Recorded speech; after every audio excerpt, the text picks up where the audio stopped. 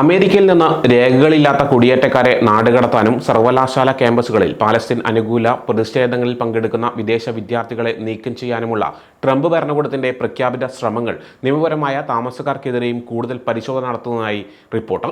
നിയമപരമായ immigration status ഉള്ള ആളുകളെ ലക്ഷ്യം വയ്ക്കുന്ന തരത്തിലുള്ള അസ്വസ്ഥജനകമായ ഒരു പ്രവണത ഫെഡറൽ ഗവൺമെന്റിൽ നിന്ന് ഞങ്ങൾ കണ്ടിട്ടുണ്ടെന്നാണ് അമേരിക്കൻ ഇമിഗ്രേഷൻ ലോയേഴ്സ് അസോസിയേഷന്റെ government relations senior director Gregory Chen പറഞ്ഞത്.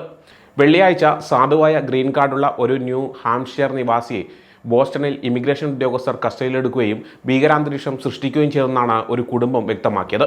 ഇലക്ട്രിക്കൽ എഞ്ചിനീയറായ ഫാബിയൻ ഷ്മിഡിറ്റ് 2008 ഗ്രീൻ കാർഡ് നേടിയ ഒരു ജർമ്മൻ പൗരനാണ്. കാർഡ് അടുത്തിടെ പുതുക്കിയ ഇയാൾ അമേരിക്കയിൽ ഭാര്യയ്ക്കും മക്കൾക്കുമൊപ്പമാണ് താമസം. മിസ്റ്റർ ഷിബ്ഡിന് നിയമപരമായ പ്രശ്നങ്ങളൊന്നുമില്ല. എന്നിട്ടും വെള്ളിയാഴ്ച ലക്സംബർഗിലേക്കുള്ള യാത്ര കഴിഞ്ഞ് തിരിച്ചുവരുന്ന വഴി ഇമിഗ്രേഷൻ ആൻഡ് കസ്റ്റംസ് എൻഫോഴ്സ്മെന്റ് ഉദ്യോഗസ്ഥർ ബോസ്റ്റൺ ലോഗൻ വിമാനത്താവളത്തിൽ അദ്ദേഹത്തെ തടഞ്ഞെന്നാണ് റിപ്പോർട്ട്. ഷ്മിഡിന്റെ ഒരു വിവരം ലഭിക്കാതെ മണിക്കൂറുകളോളമാണ് അദ്ദേഹത്തിന്റെ കുടുംബം പ്രയാസം അനുഭവിച്ചത്. ഇമിഗ്രേഷൻ ഉദ്യോഗസ്ഥർ അദ്ദേഹത്തെ ക്രൂരമായി ചോദ്യം ചെയ്തെന്നാണ് റിപ്പോർട്ട്. ഒടുവിൽ അദ്ദേഹത്തെ ആശുപത്രിയിൽ പ്രവേശിപ്പിച്ചെന്നും ഷ്മിഡിന്റെ കുടുംബം പറയുന്നു. ഷ്മിഡിനെ നഗ്നനാക്കി തണുത്ത ഷവറിൽ നിർബന്ധിച്ച് കുളിപ്പിച്ചു, ഭക്ഷണവും വെള്ളവും നിഷേധിച്ചുവെന്നും അദ്ദേഹത്തിന്റെ അമ്മ ആസ്ട്രിഡ് സീനിയർ പറഞ്ഞു. ചോദ്യം ചെയ്യലിൽ ഇമിഗ്രേഷൻ ഉദ്യോഗസ്ഥർ ഗ്രീൻ കാർഡ് ഉപേക്ഷിക്കാൻ അദ്ദേഹത്തിൽ സമ്മർദ്ദം ചെലുത്തിയതായും റിപ്പോർട്ടുകളുണ്ട്. അദ്ദേഹം സ്ഥിരമായി കഴിക്കുന്ന മരുന്നും നിഷേധിച്ചിട്ടുണ്ട്.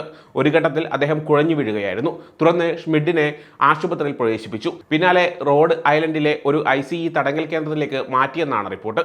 അദ്ദേഹത്തിന്റെ ഗ്രീൻ കാർഡ് ഫ്ലാഗ് ചെയ്തിട്ടുണ്ടെന്ന് മാത്രമേ അധികാരികൾ പറഞ്ഞിട്ടുള്ളൂ എന്നാണ് കുടുംബം പറയുന്നത്. 2015 മുതൽ ഇങ്ങോട്ട് നോക്കുകയാണെങ്കിൽ ഫാബിയൻ ഷ്മിഡിന് ചെറിയൊരു ക്രിമിനൽ റെക്കോർഡ് മാത്രമേ ഉണ്ടായിരുന്നുള്ളൂ. ഒരിക്കൽ കഞ്ചാവ് കൈവശം വെച്ചതിന് അദ്ദേഹത്തിനെതിരെ കുറ്റം ചുമത്തിയിരുന്നു. എന്നാൽ നിയമങ്ങൾ മാറിയപ്പോൾ ആ കുറ്റം ഒഴിവാക്കുകയായിരുന്നു. ഈ കാലയളവിൽ തന്നെ മദ്യപിച്ച് വാഹനമോടിച്ച കേസും ഉണ്ടായിരുന്നു. ഈ കാരണങ്ങളാൽ ഗ്രീൻ കാർഡ് പിൻവലിക്കുന്നത് അപൂർവമാണ്. പക്ഷേ അത് സംഭവിക്കാമെന്നാണ് ഒരു നിയമവിദഗ്ധൻ പറഞ്ഞത്.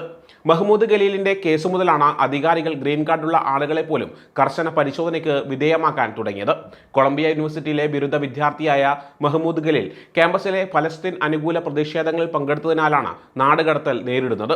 അദ്ദേഹത്തിന്റെ പ്രവർത്തനങ്ങൾ രാജ്യത്തിന്റെ വിദേശ നയത്തെ ദോഷകരമായി ബാധിക്കുമെന്നാണ് US സർക്കാർ പറയുന്നത്.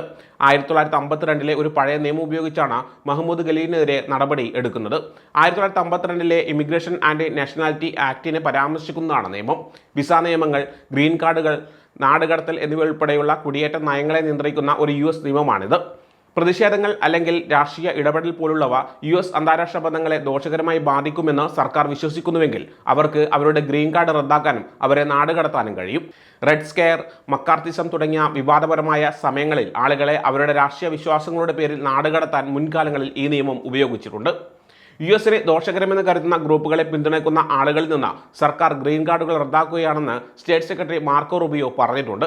വിസയിലോ ഗ്രീൻ കാർഡിലോ ഉള്ള US-ൽ ഈ നിയമങ്ങൾ ലംഘിക്കുന്ന ആരെയും നീക്കം ചെയ്യുമെന്നാണ് റൂബിയോ വ്യക്തമാക്കിയിരിക്കുന്നത്.